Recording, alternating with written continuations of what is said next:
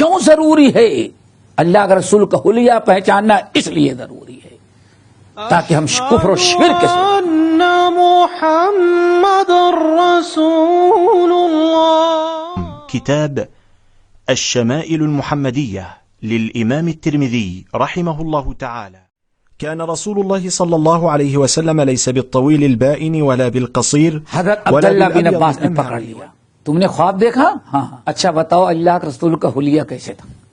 یہ ہم پکڑیں گے شمائل کو پڑھنے کے بعد ہر دجال کو پکڑیں ولا بالجعد القطط ولا بالسبط بعثه الله.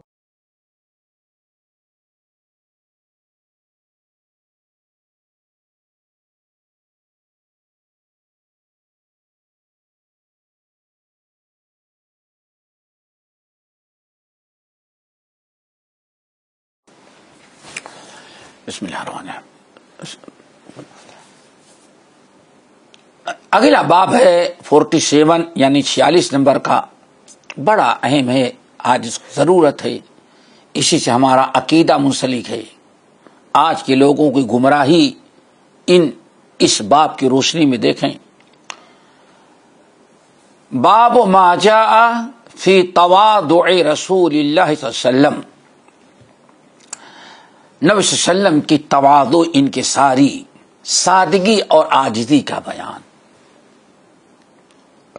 تواضع کس کو کہتے ہیں؟ اپنے آپ کو بڑے پن سے، تعالی طرفوں سے بچ کر کے زیادہ سے زیادہ اپنے آپ کو معمولی اور چھوٹا سمجھے انسان. کبر و غرور، فخر نہیں. تواضع ان کے ساری. اللہ تعالیٰ کو تواضع بہت پسند ہے. نبی صلی اللہ علیہ وسلم نے ارشاد فرمایا 3 باتیں، ثلاثۃ اقسم علیہن، 3 باتیں تم کو میں قسم کھا کے کہتا ہوں. نمبر 1، قسم اس بات کی کھاتا ہوں، من تواضع للہ رفعہ اللہ، جو اللہ کی رضا کے لیے تواضع، عاجزی، فروتنی ان کے ساری اپناتا ہے تو اللہ اس کو اور بڑا بنا دیتے ہیں، اور اللہ تعالیٰ اس کو درجات بلند کر دیتے ہیں، لوگوں کی نگاہ میں اور اچھا بنا دیتے ہیں. من تواضع للہ رفعہ اللہ. نمبر 2، ما نقص مال من صدقۃ، قسم کھاتا ہوں کہ مال صدقے سے گھٹتا نہیں بلکہ مال صدقے سے بڑھتا ہے. نمبر 3، انسان اگر کسی کو معاف کر دیتا ہے تو معاف کرنے سے عزت گھٹتی نہیں بلکہ عزت بڑھا دیتا ہے اللہ تعالیٰ. تواضع ان کے ساری ہونی چاہیے. وعباد الرحمن الذین یمشون علی الارض ہونا، اللہ کے بندے وہ ہیں، اللہ کے محبوب بندے وہ ہیں جو زمین پر چلتے ہیں تو تواضع ان کی ساری وقار اور عزت کے ساتھ چلتے ہیں. کبر و غرور، اکڑ کر کے، تکبر کے ساتھ نہیں، بڑی تواضع ان کے ساری سادگی کے ساتھ، شرافت کے ساتھ گزرتے ہیں. ولا تمش فی الارض مرحا، زمین پر اکڑ کر کے مت چلو، کبر و غرور کے ساتھ نہ چلو. تو یہ بہت ہی اہم باب ہے تواضع ان کے ساری کا. نبی صلی اللہ علیہ وسلم بے انتہا متواضع تھے. امام ترمذی رحمۃ اللہ علیہ حدیث نقل کرتے ہیں، کہتے حدثنا احمد بن منیع وسعید بن عبد الرحمن المخزومی وغیر واحد. امام ترمذی رحمۃ اللہ علیہ کہتے ہیں ہم سے یہ حدیث بیان کی ہمارے استاد احمد بن منی اور سعید بن عبد الرحمن المخزومی نے، وغیر واحد، اور ان دونوں کے علاوہ اور بہت نے، یعنی امام ترمذی رحمۃ اللہ علیہ کے کہنے کا مطلب یہ کہ اس حدیث کو ہم نے کئی اساتذہ سے سنا ہے، دو کا نام لیا، احمد بن منی اور سعید عبد الرحمن، باقی کو وغیرہ کر دیا۔ قالو، ہمارے سارے اساتذہ نے کہا کہ ہم کو حدیث بیان کیا سفیان ابن عیینہ نے، اور سفیان ابن عیینہ روایت کرتے ہیں امام زہری محمد ابن شہاب الزہری سے، اور روایت کرتے ہیں امام زہری عبید اللہ سے، عبید اللہ روایت کرتے عبداللہ بن عباس رضی اللہ تعالی عنہما سے، اور عبداللہ ابن عباس رضی اللہ تعالی عنہ روایت کرتے ہیں عمر ابن الخطاب رضی اللہ تعالی عنہ سے، یعنی صحابی چھوٹے صحابی بڑے صحابی سے بیان کر رہے ہیں۔ عمر ابن الخطاب رضی اللہ تعالی عنہ نے کہا کہ اللہ رسول نے فرمایا لا تطرونی کما اطرت النصارى ابن مریم، میرے امت کے لوگوں تم مجھے اتنا نہیں بڑھانا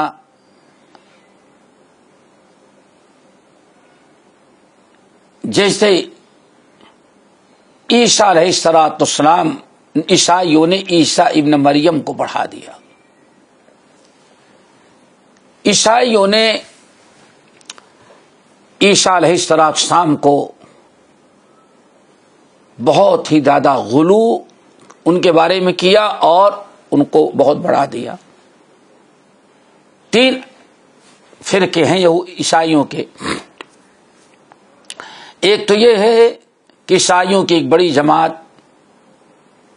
کہ عیسیٰ علیہ الصلوۃ والسلام کو اللہ کا بیٹا قرار دیا، جیسے کہ آپ لوگ جانتے ہیں کہ عیسیٰ مریم سورہ مریم کے اندر تفصیل موجود ہے، اللہ تعالی نے بغیر باپ کے بیٹا دیا،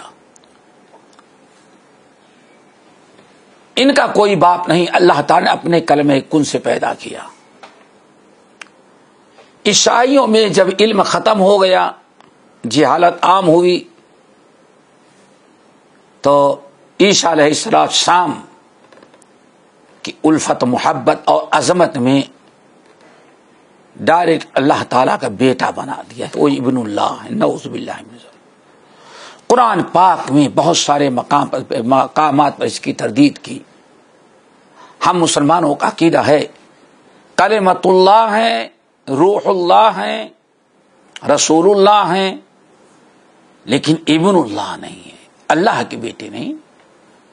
اللہ تعالیٰ کا کوئی نہ بیٹا ہے، نہ بیٹی ہے، نہ بیوی ہے۔ قل هو اللہ احد اللہ الصمد لم یلد ولم یولد ولم یکن له کفوا احد، یہ اللہ تعالیٰ کا معاملہ ہے۔ کلمہ کن سے پیدا کیا۔ ایک گروہ تو یہ ہے کہ عیسیٰ علیہ السلام کے تعظیم میں، ان کے مقام مرتبے کو بڑھانے میں ڈائریکٹ انہوں نے عیسیٰ کو اللہ کا بیٹا قرار دے دیا، جسے یہودیوں نے عزیر علیہ السلام کو اللہ تعالیٰ کا بیٹا بنایا۔ عیسائیوں کا دوسرا گروہ ہے جنہیں بیٹا نہیں بنایا بلکہ هو اللہ، نعوذ باللہ من ذالک، اتنا اونچا مقام مرتبہ دیا کہ کہتے ہیں عرش والا جو اللہ ہے وہی اصل میں عیسیٰ زمین پہ اترے تھے، پھر واپس چلے گئے ہیں عرش والا۔ اللہ اکبر، ان اللہ هو المسیح ابن مریم۔ اللہ فرماتے ہیں عیسائیوں کے گروہ نے کہا کہ عیسیٰ ہی اصل میں اللہ ہیں، عرش والے زمین و آسمان کے پیدا کرنے۔ کیوں؟ عیسیٰ علیہ السلام کو اللہ نے ایک معجزہ دیا تھا کہ مردے کو زندہ کر دینا، کوڑھی کو بیمار کو شفا دے دینا، اندھے کو بینا بنا دینا۔ اب عیسائیوں نے کہا بس وہ اللہ حالانکہ ایک معجزہ تھا تھوڑی دیر کے لیے، کسی مردے کو زندہ کیا، زندہ نہیں رہا، فوراً مر گیا وہ بات کر کے، لیکن عیسائیوں کے گروہ نے محبت اور عظمت میں آ کر کے اللہ بنا دیا ان کو۔ تیسرا گروہ ثالث و ثلاثہ، تین مل کر کے ایک ہوئے، اللہ، مریم اور عیسیٰ، یہ تینوں مل کر کے ایک ہوئے، یہ تین فرقے ان میں بن گئے۔ نبی علیہ الصلوۃ والسلام نے اپنی امت کو یہودیوں کے طریقہ اختیار کرنے سے منع کیا، فرمایا لا تطرونی کما اطرت النصارى عیسی ابن مریم، میری قوم کے لوگوں خبردار خبردار، تم مجھے اتنا نہ بڑھانا ہماری محبت میں، ہماری تکریف، ہماری عظمت میں، یہ غلو نہیں کرنا جیسے کہ عیسائیوں نے عیسی ابن مریم کے بارے میں غلو کر کے شرک میں مبتلا ہو گئے۔ شرک سے بچانا، مجھے وہی اتنا ہی مجھے ماننا جتنا اللہ نے ہم کو بنایا ہے۔ پھر آپ نے فرمایا انما، سن لو، انما انا عبد، انما انا عبد، حقیقت میں ہم صرف اللہ کے بندے ہیں۔ انما انا عبد قل انما انا بشر مثلکم، قرآن پاک اور اس حدیث میں بالکل دیکھیں، اور کلمہ بھی اشہد ان لا الہ الا اللہ واشہد ان محمدا عبدہ ورسولہ، بندے ہیں، بندہ مخلوق ہوتا ہے، بندہ کبھی معبود نہیں بن سکتا۔ اس لیے اللہ نے ہم کو جو درجہ دیا ہے، کیا؟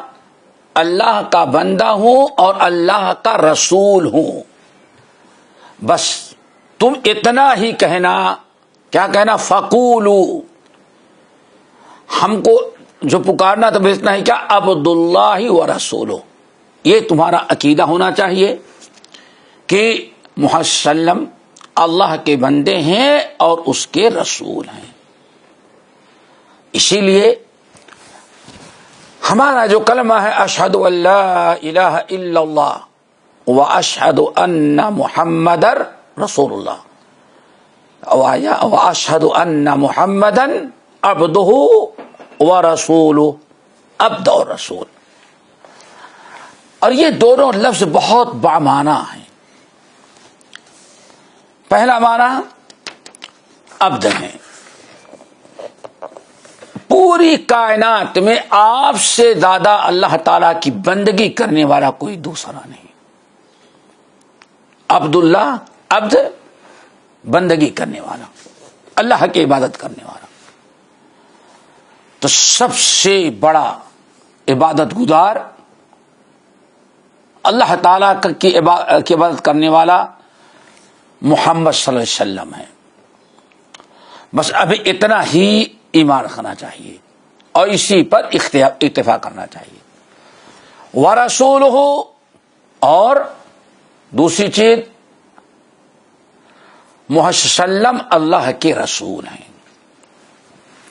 کیا مطلب رسول کا؟ سب سے بڑے آپ عبادت گزار ہیں اور سب سے بڑی اطاعت محمد صلی اللہ علیہ وسلم کی ہونی چاہیے۔ یہی اصل میں نبی صلی اللہ علیہ وسلم کا مقام ہے۔ اور یہی سے ایک چیز یاد رکھنا چاہیے، ان دونوں چیزوں کو دھیان میں رکھیں۔ عبداللہ، ہم اللہ کے بندے ہیں، ہم یعنی سب سے بڑے اللہ کے عبادت گزار محمد صلی اللہ علیہ وسلم ہیں۔ انا اتقاکم للہ، انا اخشاکم للہ، آپ سے زیادہ کوئی عبادت گزار نہیں، آپ سے زیادہ کوئی اللہ تعالیٰ کا تقرب حاصل کرنے والا نہیں۔ دوسری چیز وَرَسُولُهُ، اور میں اللہ کا رسول ہوں۔ رسول کا مطلب اللہ نے مجھے اپنا پیغام لے کر کے بھیجا ہے، تم لوگوں کے اوپر ہماری اطاعت کرنا ضروری ہے۔ بغیر اطاعت کے اللہ کے نبی صلی اللہ علیہ وسلم کی رسالت پر ایمان مکمل نہیں ہوتا۔ یہ آپ کا مقام ہے، ہمیں اسی پر اکتفا کرنا چاہیے، لیکن نبی صلی اللہ علیہ وسلم کا فرمان کہ لَتَتَّبِعُنَّ سَنَنَ مَنْ كَانَ قَبْلَكُمْ شِبْرًا بِشِبْرٍ ذِرَاعًا بِذِرَاعٍ حَتَّى لَوْ دَخَلَ أَحَدُهُمْ جُحْرَ ذَبٍّ لَدَخَلْتُمُوهُ او کما قال علیہ السلام۔ یہود و نصارہ نے جتنی غلطیاں کی تھیں ساری غلطیاں تم بھی کرو گے، یہاں تک کہ اگر یہود و نصارہ کو تم کسی گوہ کے بل میں گھستے ہوئے دیکھو گے تم بھی اس میں گھسنے کی کوشش کرو گے، ان کی ہر چیز اپناؤ گے تم۔ یہ بڑا فتنہ ہے۔ مسلمانوں کے ایک بڑے طبقے نے نبی صلی اللہ علیہ وسلم کے بارے میں غلو کر کے یہود و نصارہ سے بھی آگے بڑھنے کی کوشش کی۔ وہی تھا جو مستوی عرش اتر پڑا ہے مدینہ میں مصطفیٰ ہو کر۔ کتنا بڑا شرک ہے، کتنا بڑا یہ کفر ہے۔ آج ہمارے یہاں بڑے زور شور سے کہا جاتا ہے وہی تھا جو مستوی عرش، جو عرش پر اللہ تھا وہی مدینے میں محمد کی شکل میں اتر چکا۔ اللہ اکبر! یہ کس قدر کفریہ شرکیہ عقیدہ لوگوں نے قائم کیا۔ مختار کل، عالم الغیب والشہادہ، آج پتہ نہیں کیسے کیسے القاب دے کر کے نبی صلی اللہ علیہ وسلم کے ساتھ جو یہود و نصارہ نے کیا تھا مسلمانوں نے بھی کیا۔ اس حدیث پر ذرا غور کرے کہ اللہ نے فرمایا ہم کو صرف کیا کہو فَقُولُوا إِنَّمَا عَبْدُ اللَّهِ وَرَسُولُهُ، اس کے علاوہ کوئی تیسرا لفظ میرے لیے استعمال نہ کرو۔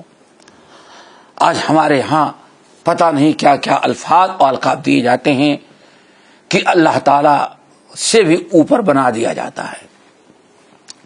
اللہ نے اس سے غلو کیا، إِيَّاكُمْ وَالْغُلُوَّ فَإِنَّمَا أَهْلَكَ مَنْ قَبْلَكُمْ الْغُلُوَّ، اے لوگوں غلو کرنے سے بچو، تم سے پہلی جن امتوں کو ہلاک کیا گیا ہے ان کا گناہ غلو تھا، اس میں بچے۔ اگلی حدیث تواضع انکساری کی ایک بڑی عجیب سے مثال۔ امام ترمذی رحمۃ اللہ علیہ کہتے ہیں حدثنا علی بن حجر قال حدثنا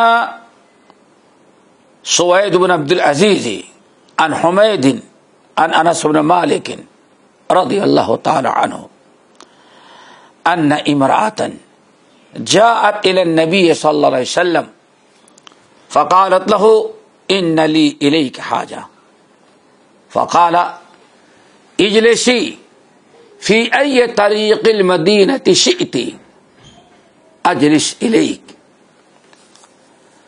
یہ سنن ابو داؤد وغیرہ کی بھی حدیث ہے۔ سنن ابی داؤد اور ترمذی کی سند میں کلام ہے، لیکن یہی حدیث انس بن مالک سے صحیح مسلم کے اندر بھی بسند صحیح منقول ہے، اس لیے حدیث صحیح ہے۔ تواضع انکساری ذرا دیکھیں، اللہ اکبر۔ امام ترمذی رحمۃ اللہ علیہ روایت کرتے ہیں علی ابن حجر السعدی رضی اللہ تعالیٰ عنہ سے۔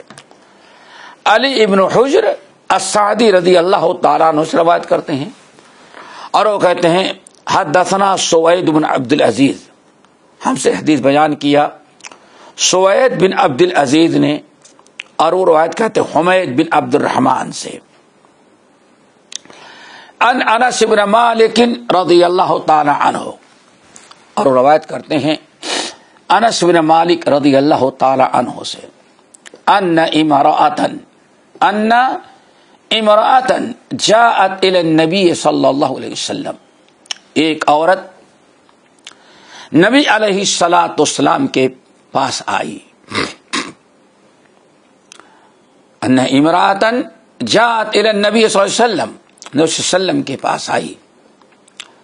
فقالت لہو، اور اس عورت نے نبی علیہ السلام سے کہا ان الیک حاجۃ، آپ مجھے ٹائم دے، مجھے آپ سے کچھ کام ہے. اللہ اکبر، کتنی سادگی، سارے نبیوں کا سردار ایک معمولی سی عورت آ جائے. ان لی الیک حاجہ، مجھے آپ سے ایک ضرورت ہے، آپ سے بات کرنی ہے. اللہ اس کو فرمایا ٹھیک ہے جاؤ. اجلسی فی ای طریق المدینہ، مدینے میں جہاں بھی کسی راستے پر بیٹھنا ہو بیٹھ جانا، ہم ادھر سے گزریں گے، تم تیرے ساتھ بیٹھ کر کے تمہاری شکایت سن لیں گے. یعنی اب یہاں تھوڑا سا ٹائم ملے گا تم کو، تم جب فری ہونا تو کہیں اکٹھا ہونا، کھڑی ہو جانا، راستے میں ہم آئیں گے. جتنی دیر تک تم کو کچھ پوچھنا ہوگا، کہنا ہوگا، اکیلے میں تم پوچھ لینا اچھی طرح سے. اکیلے کا مطلب کہ وہاں اور کوئی کام نہیں رہے گا، جو ہمارے ساتھ رہے گا وہ دیکھیں گے. یہاں تو بہت سارے لوگ بیٹھے ہیں، بہت سارے مسائل ہیں، تمہارے جیسے اور لوگ پوچھ رہے ہیں.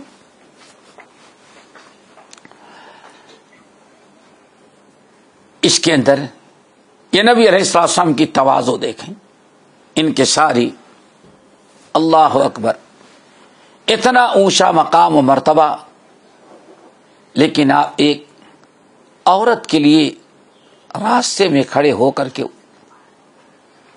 اس کے پسند کے مطابق وہ جہاں وہ جا کر کے جو جگہ اپنے لیے منتخب کر لیں، آپ چل کر کے اس کے پاس جائیں اور اس کی فریاد سننے کے لیے کیا تم کو تکلیف ہے، کیا پریشانی ہے، کیا تم کو پوچھنا ہے.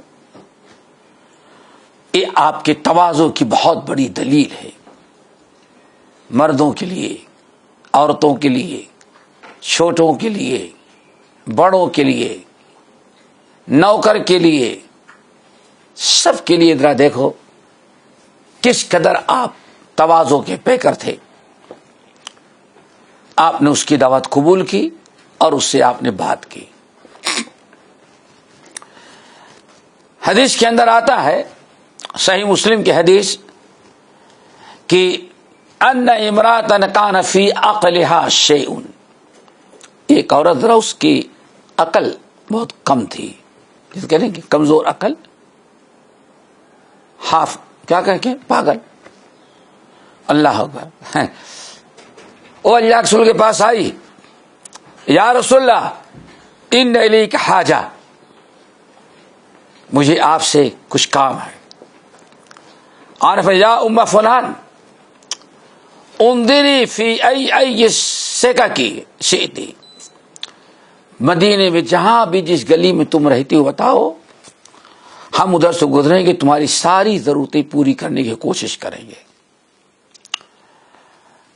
وقت آیا، اس نے کہا فلاں جگہ میں رہتی ہوں. نبی علیہ السلام گزرے اور اس ہاف مائنڈ عورت کو بلایا. فخلا معها فی بعض الطرق، راستے میں بات کیا، ایک کنارے کھڑے ہو گئے اور آپ اس کی باتیں سنتے رہے. جب تک اپنی بات مکمل نہیں کی تب تک نبی علیہ السلام ہٹے نہیں اور اپنی ضرورت رکھی پیش کی. اللہ کے رسول نے اس کا کام کر دیا، اس کی ضرورت پوری کر دی. پھر اس کے بعد جب اس نے کہا نہیں اب بس ہماری بات، ہمارا کام پورا ہو گیا، جب اس نے کہا اب فارغ ہو گئے آپ، پھر نبی علیہ السلام وہاں سے گئے. آپ ذرا دیکھیں نبی صلی اللہ علیہ وسلم کی تواضع کی انتہا، کہ کس قدر نبی علیہ الصلاۃ والسلام ایک ہاف پاگل عورت جس کی عقل پوری نہیں ہے، وہ نبی صلی اللہ علیہ وسلم کو اس طرح سے ٹائم لیتی ہے اور اپنی مرضی سے جا کر کے اپنے گلی میں بیٹھتی ہے. نبی صلی اللہ علیہ وسلم وہاں اس کی حاجت روائی کے لیے جاتے ہیں. اس کی باتیں سنتے ہیں کھڑے کھڑے، اس کا کام پورا کرتے ہیں، پھر آپ وہاں سے جاتے ہیں. اس کی مثال کوئی بڑا انسان نہیں دے سکتا. اگلی حدیث، قال حدثنا علی بن حجر قال حدثنا علی بن مسہر عن مسلم العاور عن انس بن مالک رضی اللہ تعالی عنہ قال كان رسول الله صلى الله عليه وسلم يعود المريض ويشهد الجنائز ويركب الحمار ويجيب دعوة العبد وكان يوم بني قريظة على حمار مخطوب بحبل من ليف والإيكاف من ليف. اللہ اکبر. یہ حدیث بھی آپ کی تواضع کی بڑی وضاحت کرتی ہے. امام ترمذی رحمۃ اللہ علیہ کہتے ہیں ہم سے حدیث نقل کی علی بن حجر نے. علی بن حجر کہتے ہیں ہم سے حدیث بیان کیا علی بن مسہر نے، اور وہ مسلم العاور سے روایت کرتے ہیں. اور مسلم بن عاور انس بن مالک رضی اللہ تعالی عنہ سے روایت کرتے ہیں. حضرت انس بن مالک رضی اللہ تعالی عنہ کہتے ہیں کان رسول اللہ صلی اللہ علیہ وسلم یعود المریض. نبی علیہ السلام کا اخلاق، آپ کی تواضع کیا تھی؟ کہتے ہیں کان یعود المریض، بیماروں کی عیادت کے لیے جاتے تھے. ہر مریض کے، اللہ اکبر، بڑا ہو چھوٹا ہو، امیر ہو غریب ہو، مسلم ہو یا غیر مسلم ہو، آپ برابر عیادت کے لیے جاتے تھے. سنا اس سے پہلے گزر چکا یہودی بچے کی عیادت کے لیے گئے. اللہ اکبر. وَيَشْهَدُ الْجَنَازَةَ، اور جنازے بھی برابر شریک ہوتے تھے. کسی کا بھی جنازہ ہو، میت ہو گئی ہے تو برابر آپ جنازے میں شرکت کرتے تھے. نمبر 3، وَيَرْكَبُ الْحِمَارَ، آپ گدھے پر سوار ہوتے تھے، گدھے کی سواری بھی کرتے تھے. یہ آپ کی تواضع تھی. گھوڑا بہت بڑی سواری نہیں، عام طور پر آپ کس پر سواری کر لیتے تھے؟ گدھے پر. وَيَجِيبُ دَعْوَةَ الْعَبْدِ، اور آپ کی تواضع کا عالم یہ تھا کہ غلام بھی دعوت دیتا تھا کھانے پینے کی، اس کی بھی دعوت قبول کر لیتے تھے. اللہ اکبر. چھوٹا سے چھوٹا انسان اگر آپ کو اپنے گھر کھانے کی دعوت دیتا تو کبھی آپ انکار نہیں کرتے تھے، آپ فوراً اس کی دعوت قبول کر لیتے اور وقت پر پہنچ جاتے تھے. یہ بہت ہی زیادہ تواضع کی ایک علامت و نشانی ہے کہ غریب غلام جیسے انسان کی دعوت قبول کرنا، اس کے گھر جانا. یہ آپ کی تواضع جی تھی، بے مثال تواضع. اسلام کی نشر اشاعت اور اسلام کی پھیلانے میں یہ آپ کا اخلاق حسنہ بہت بڑا اس کا اثر تھا. وَكَانَ يَوْمَ بَنِي قُرَيْظَةَ، اور بنو قریظہ کے دن، عَلَى حِمَارٍ، آپ کھچر پر گدھے پر سوار ہو کے جا رہے تھے. اللہ اکبر. یوم قریظہ جنگ خندق کے موقع پر جب قریظہ نے بغاوت کر دی، بنو قریظہ کے یہودیوں نے، اور جنگ خندق کے خاتمے پر جب دشمنان نامراد واپس چلے گئے، آپ اپنے گھر میں آئے، نہانے کے لیے غسل خانے میں گئے، غسل کر کے باہر نکلے. ام المومنین تولیہ لے کے کھڑی تھی. نبی صلی اللہ علیہ وسلم اپنے بدن سے پانی ایسے چھڑکتے ہی چلے گئے. اچانک آپ کہتے ہیں کدھر؟ ام المومنین اپنے گھر میں سمجھتے اللہ کے رسول ہم سے بات کر رہے ہیں، بعد میں بتا کسی اور سے بات کر رہے ہیں، کوئی نظر نہیں آ رہا ہے، کدھر؟ اس نے کہا ادھر۔ آپ نے اسلحہ رکھ دیا؟ ہم نے تو نہیں رکھا۔ بعد میں پوچھتے ہیں یا رسول اللہ یہ کس سے آپ بات کر رہے تھے؟ اللہ اس نے فرمایا جبرائیل امین سے بات کر رہے تھے۔ جبرائیل امین، ہم غسل خانے سے نکلے تو باہر کھڑے تھے، گھوڑے پر سوار ہیں، تلوار لٹکائے ہوئے ہیں، اور ہم سے کہیں یا محمد صلی اللہ علیہ وسلم آپ نے تلوار رکھ دیا؟ ہم نے تو ابھی تلوار نہیں رکھا، ابھی تو جنگ جاری ہے، کدھر؟ تو جبرائیل امین نے کہا بنو قریظہ کی طرف، جنہوں نے عین موقع پر بغاوت کر کے کفار کا ساتھ دیا تھا۔ نبی صلی اللہ علیہ وسلم فوراً اعلان کیے اور گدھے پر سوار ہو کر کے گئے۔ وکان یوم بنی قریظہ تھا، نبی صلی اللہ علیہ وسلم بنو قریظہ کے دن جب بنو قریظہ سے جہاد کرنے کے لیے گئے تو علی حمار، خچر گدھے پر سوار تھے، مختوم بحبل من لیف، کھجور کے چھالیوں سے بنی ہوئی ایک نکیل لگی تھی، لگام جو تھی وہ کھجور کے چھالیوں سے بنی ہوئی ایک رسی تھی، بٹی ہوئی۔ وَلَيَكَافٌ مِّن لِيفٍ، اور کھجور کی چھالیوں کی چادر کھچر کی اس پر بچھا دی گئی تھی۔ یہ آپ کی سادگی کا ایک منظر تھا کہ نبی صلی اللہ علیہ وسلم ہر ایک امیر غریب چھوٹے بڑے کے جنازے میں پہنچ جاتے تھے، دعوت قبول کر لیتے تھے۔ غلام نے دعوت دیا، جب بھی آپ نے قبول کر لیا،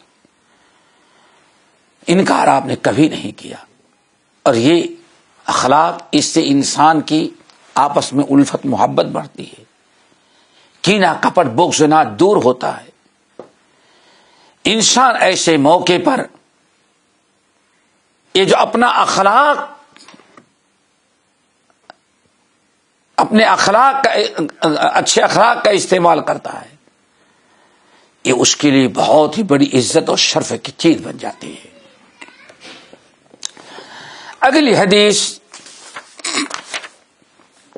اللہ اکبر، امام ترمذی رحمۃ اللہ علیہ کہتے ہیں حدثنا واصل بن عبد الاعلی الکوفی قال حدثنا محمد بن فضیل عن انس بن مالک رضی اللہ تعالی عنہ عن الاعمش عن انس بن مالک رضی اللہ تعالی عنہ قال كان النبي صلی اللہ علیہ وسلم يدعى الى خبز الشعير والإهالة السنخة فيجيب ولقد كان له درع عند يهودي فما وجد ما يكفها حتى مات۔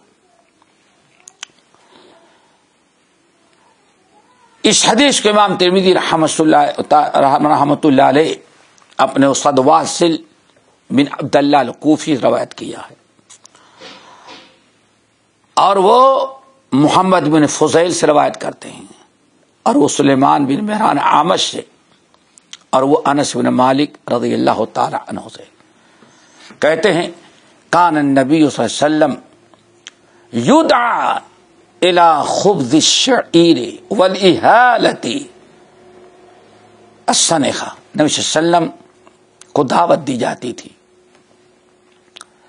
دعوت دی جاتی جو کی روٹی پر، یعنی ایسے لوگ دعوت دیتے جن کے ہاں گندم کی روٹی نہیں، صرف چاول جو کی روٹی رہتی۔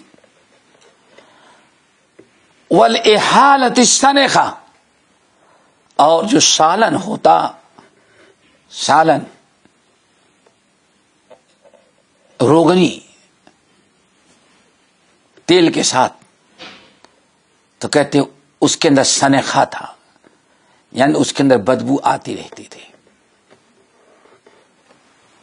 بدبو دو طرح کی ہو، ایک تو ہے اس کے اندر کوئی گندگی ہو، سڑ گل جائے، ایک بدبو کبھی کوئی چیز بہت پرانی ہو جاتی ہے تو پرانے ہونے کی بنا پر اس کی خوشبو میں، اس کے بو میں تبدیلی آ جاتی ہے۔ سڑا گلا نہیں ہے لیکن زیادہ دن تک رہتا ہے۔ آج بھی دیکھیں برتن میں کوئی چیز زیادہ دیر پیک رہے گی اس کے بو بدل جاتی ہے۔